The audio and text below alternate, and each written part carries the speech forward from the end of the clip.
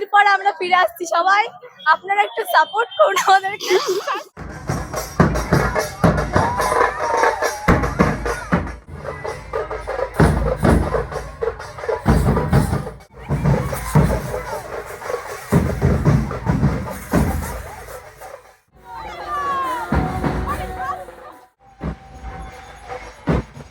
হে everyone, আমি Suparna and a big welcome to my channel Suparna's world.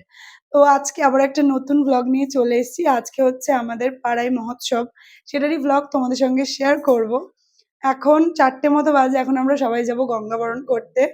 তো আমার সঙ্গে আরো সবাই যাবে, কারা কারা যাবে সবটাই শেয়ার করব। আজকে যেহেতু সবাই সাদা লাল পরেছে, সেই মতো আমিও সাদা লাল শাড়ি পরে রেডি হয়ে গিয়েছি। তো চলো এখন বেরোই, আবার রাস্তায় গিয়ে দেখা হচ্ছে। তো আমরা এখন বেরিয়ে পড়েছি, এদিকে এদিকে। তো ছোটদিরা আগে চলে গিয়েছে, মা এখনো আসেনি। আর এই যে হচ্ছে দিদি এসছে, দিদি আর আমি আজকে সবাই সাদা লাল পরেছি। তো চলো মাঠের দিকে যাওয়া যাক, সবাই চলে গেছে, আমরা লাস্ট, সবার লাস্টে এখন আমরা যাচ্ছি। সবাই রাস্তায় অলরেডি দাঁড়িয়ে লাইনে। এই মাসের 10 তারিখ থেকে এই মহোৎসবটা শুরু হয়েছিল। 10, 11, 12 3 দিন ধরে চলবে এই মহোৎসব। সেদিনকারই ব্লগ আমি আজকে তোমাদের সঙ্গে শেয়ার করব। বেশ অনেকটাই লেট হয়ে গেল শেয়ার করতে। তো যাই হোক, আমরা সবাই মিলে চলে এসেছিলাম মাঠে আসার পরে এখানে মনীষা আমাদেরকে তিলক কেটে দিচ্ছিল।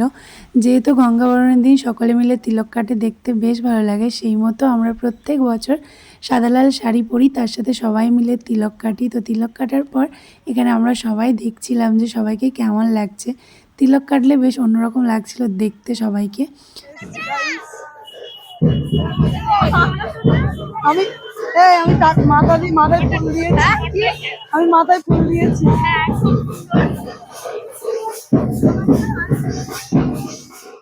তারপর আমরা সকলে মিলে দলবল বেঁধে বেরিয়ে পড়েছিলাম গঙ্গাবরণ করতে যাওয়ার জন্য। তোমরা দেখতে পাচ্ছ ঠিক কত পরিমাণ লোক ছিল এখানে। এর আগেও তোমাদেরকে আমি বলেছি আমাদের এই জেলেপাড়াটা বেশ অনেকটা এরিয়া জুড়ে, সেই জন্য এখানে লোকজন অনেক বেশি। যে কোনো অনুষ্ঠানে এখানে কিন্তু অনেক বেশি লোক হয়, আর যত বেশি লোকজন থাকবে তত বেশি আনন্দ হয়। যে কোনো অনুষ্ঠানে মজাটা কিন্তু দ্বিগুণ হয়ে যায়। আসার পথে সবাই এখানে দুর্গা মন্দিরে একটু দাঁড়িয়েছিল, আর তারপরে এখানে গঙ্গাবরণের কাজ শুরু হয়ে গিয়েছিল। যে সমস্ত নিয়মকানুন আছে সেই মতো সবটা গুরুদেব বলে দিচ্ছিল, আর সেই মতোই নিয়মকানুন পালন হচ্ছিল। তারপর গঙ্গাবরণ করে এবার কিন্তু গঙ্গাবরণ হয়ে গেলেই আমরা বাড়ির দিকে রওনা দেব। হ্যালো গাইস, কি করবি তোরা? স্বাগত। তোমরা আসতে পারো তাই কি হয়েছে, আমরা তোমাদেরকে দেখার সুযোগ করে দিচ্ছি। আচ্ছা আচ্ছা, আমরা নিজেরাও দেখছি, তোমাদেরকেও দেখার সুযোগ করে বাবা দিচ্ছি। আমাদের নাচানাচি হবে এখন গাইস। নাচবো। Hello guys, hello. এই যে আমাদের হচ্ছে ট্রাই সামথিং নিউ, ওই জন্য হলুদ পড়েছে। যাই হোক, তারপর আর কিছু বলার নেই, আমরা এবার নাচবো। আমরা এখন বাকরুদ্ধ। Bye bye. আমাদের নাচ দেখার জন্য ভিডিওটা দেখতে থাকুন, আর কিছু নেই। বিরতির পর আমরা ফিরে আসছি সবাই, আপনারা একটু সাপোর্ট করুন আমাদেরকে, সাবস্ক্রাইব করুন, লাইক করুন, সাকরাইজ করো। চার সুন্দরী, আমি একটু বেশি। যাই হোক আমাদের চারজন, বেশি। হ্যাঁ, চারজন মিলে আমরা এখন হাঁটতে হাঁটতে নাচতে যাচ্ছি। Wow, so nice.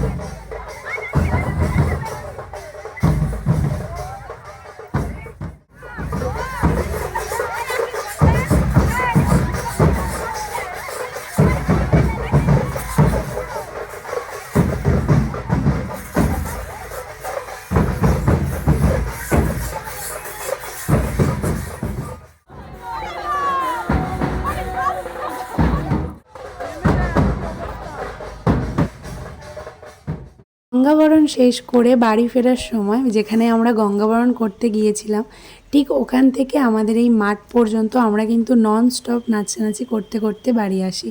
যাওয়ার সময় সবাই ঠিক যতটা ঠান্ডা মানে শান্তশিষ্টভাবে যাই, আসার সময় কিন্তু ঠিক ততটাই হই হুল্লোড় করতে করতে আসি। সেটা হয়তো আগের ভিডিওগুলো দেখে তোমরা বুঝতে পেরেছো। তো যাই হোক, তারপরে মাঠে চলে এসেছিলাম আর এখানে আসার পর আরও যেসব নিয়মকানুন ছিল সেগুলো হচ্ছিল। প্রত্যেকবারের মতো কিন্তু এবারও এই মাঠটাকে খুব সুন্দর করে সাজিয়েছিল আর দেখতেও কিন্তু বেশ সুন্দর লাগছিল।